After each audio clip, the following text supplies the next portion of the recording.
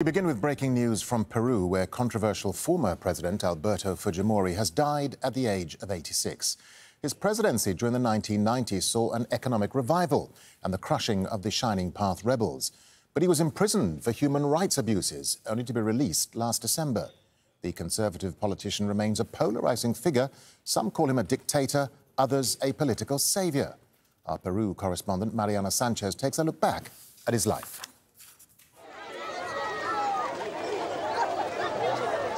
He was unknown to Peru's political arena, yet Alberto Fujimori won the presidency in 1990, telling voters he would bring honesty, technology and jobs. 2 years later, he shocked Peruvians.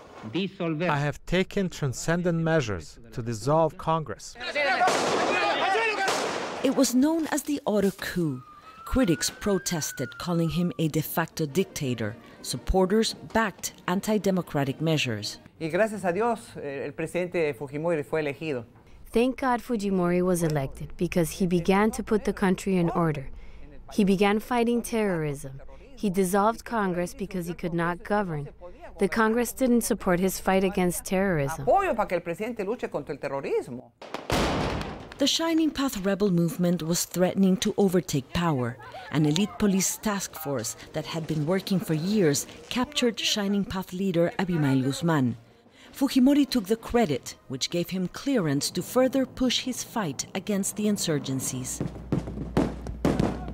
People were detained and disappeared, hundreds murdered. Como lo sabe el presidente Fujimori, Fujimori's right-hand man, spy chief Vladimiro Montesinos, recorded how he bribed businessmen, politicians, journalists. He actually assassinated democracy, and he began an authoritarian regime that reached new peaks in terms of corruption. Acusado Fujimori, póngase de pie, por favor. Years after Fujimori fled to Japan, faxed his resignation to Congress, and was then extradited and imprisoned, he maintained he was blameless. Soy inocente! He was condemned to 25 years for gross human rights violations and corruption charges. Still today, his supporters believe Fujimori was unfairly imprisoned.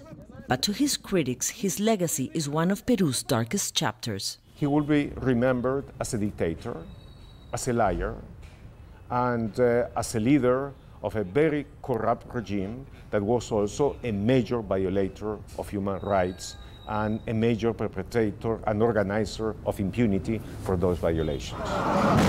Until the end, Fujimori remained a controversial figure, dividing Peruvians among those who believe he tirelessly devoted his presidency working for the poor and to save the country from terrorism, to those who believe his was the most corrupt government in the history of Peru.